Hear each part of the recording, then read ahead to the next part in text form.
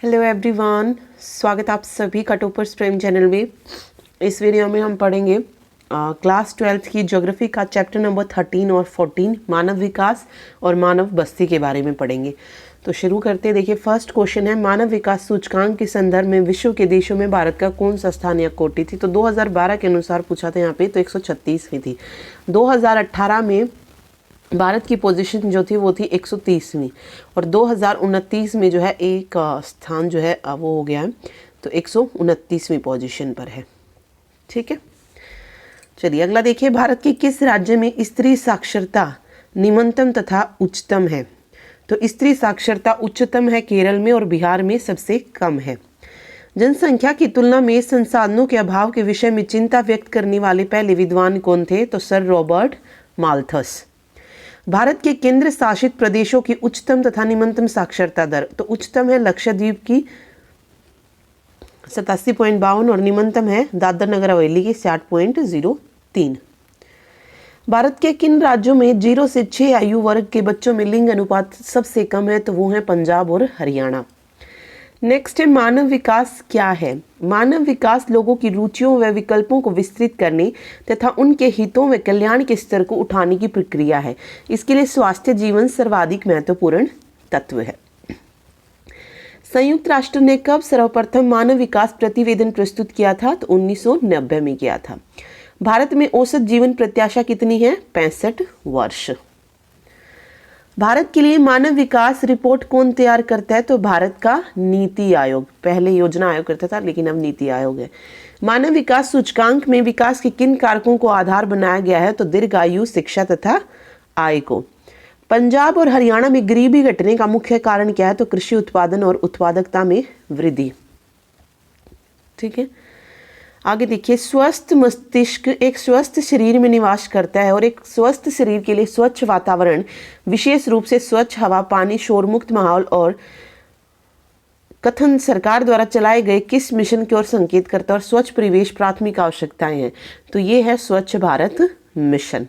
ठीक है, अगला है, विकास मुक्ति है, समाज और पर्यावरण के बारे में ज्ञान तक पहुंच ही मुक्ति का मूलाधिकार है। तो सही पूछे थे तो दोनों ही सही है। विकास क्या है, मुक्ति है, और समाज और पर्यावरण के बारे में ज्ञान तक पहुंच ही मुक्ति का मूलाधिकार है। बी ए की सही व्याख्या करता है, तो फर्स्ट ऑप्शन यहाँ पे सही हो जाएगा। किस केंद्र शासित प्रदेश में साक्षरता दर उच्चतम है। तो वो है लक्षद्वीप में। यूएनडीपी द्वारा मानव विकास रिपोर्ट का सर्वप्रथम प्रकाशन कब हुआ था। देखिए, मानव विकास रिपोर्ट कौन प्रकाशित करता है, ये क्वेश्चन आता है बार बार। ठीक है, तो यूएनडीपी। और ये कब किया गया था, सबसे पहले 1990 में।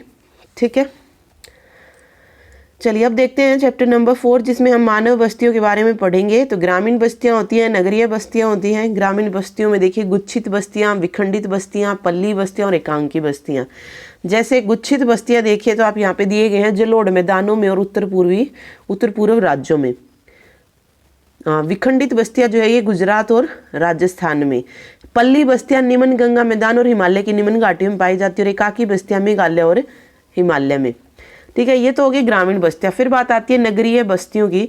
तो प्रशासनिक नगर जैसे कि दिल्ली और चंडीगढ़ हो गए, औद्योगिक नगर मुंबई और भिलाई, व्यापारिक नगर कोलकाता और सतना, खनन नगर रानीगंज और झरिया, गैरिसन नगर अम्बाड़ा और जालंधर, धार्मिक नगर मथुरा अजमेर, शैक्षिक नगर अलीगढ़ इलाहाबाद और पर्यटन नगर नैनीताल और शिमला। ठीक है, आगे देखिए क्वेश्चन, बस्तियां विभिन्न प्रकार की होती हैं। बस्तियों के प्रकारों को निर्धारित करने वाले कौन से कारक कौन से हैं। तो निर्मित क्षेत्र के विस्तार व अंतर्वास दूरी। नेक्स्ट है, नगरीय संकुल की परिभाषा दीजिए।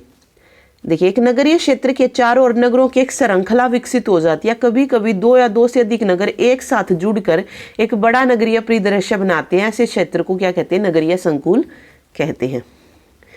कई बार बस्ती भौतिक रूप से एक दूसरे से पृथक इकाइयों में बट जाती, किंतु उन सब का नाम एक ही रहता है। ऐसी बस्ती का नाम बताइए, उदाहरण भी दीजिए। तो पल्ली बस्ती जैसे पान्ना, पाड़ा, पाड़ी, नंगला व ढाणी। ठीक है, भारत के 4 नगरीय संकुलों के नाम बताइए। तो मुंबई, दिल्ली, कलकत्ता और चेन्नई। गैरिसन नगर किसे कहते हैं, इसके 2 उदाहरण दीजिए। जिन नगरों में सेना की छावनियां होती हैं उन्हें गैरिसन नगर कहते हैं। अम्बाड़ा हो गया, जैसे अम्बाला में छावनी है, सैनिक छावनी। जालंधर हो गया, बब्बीना, उधमपुर, इस प्रकार के नगर हैं। ग्रामीण बस्तियों के प्रकार इन क्षेत्रों को मिलाप करें। गुच्छित बस्तियां तो ये है गंगा के उपजाऊ जलोढ़ मैदान और राजस्थान में। अर्ध गुच्छित गुजरात के मैदान और पश्चिम बंगाल में। पल्ली बस्तियां ये छत्तीसगढ़, हिमालय की निचली घाटी, मध्य व निम्न गंगा का मैदान। और परिक्षिप्त बस्तियां मेघालय और उत्तरांचल में।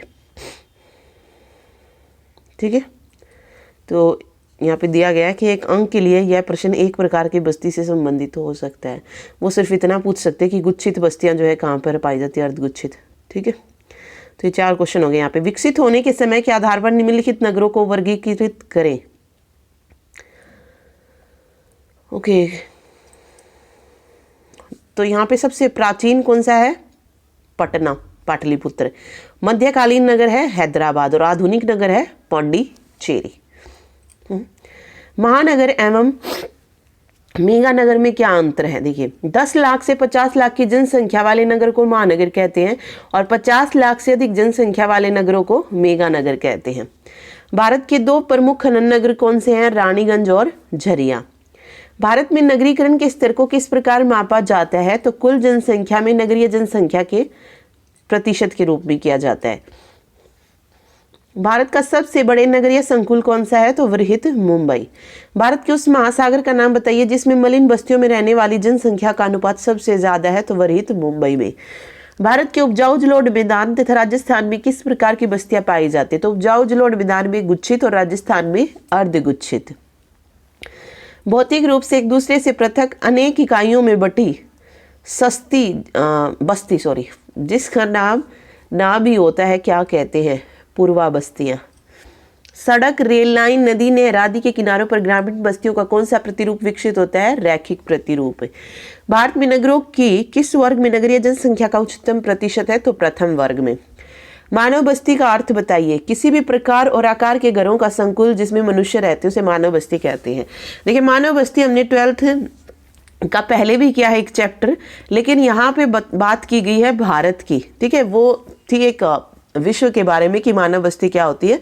ओके, तो यहाँ पे हम सिंपल बात कर रहे हैं भारत की, और 1-2 क्वेश्चन जो है उससे रिलेटेड ही है। चलिए आगे देखिए। पास पास बने घरों वाली ग्रामीण बस्ती को क्या कहते हैं? तो उस ग्रामीण बस्ती को कहा जाता है गुच्छित बस्ती। वे स्थान जहाँ नगर पालिका या कैंटोनमेंट बोर्ड या नोटिफाइड टाउन एरिया कमेटी है क्या कहलाते हैं? तो वे कहलाते हैं प्रशासनिक नगर। एक नगरीय संकुल होता है तो नगर व उसका संलग्न नगरीय बहिर्बध के सहित अथवा रहित 2 अथवा अधिक सस्पर्शी नगर, 1 अथवा अधिक संलग्न नगरों के बहिर्बुद्ध से युक्त एक सस्पर्शी प्रसार नगर का निर्माण। तो सारे ही जो है सही हैं। ठीक है, तो ये हो गया चैप्टर नंबर 3 और 4। Thank you so much.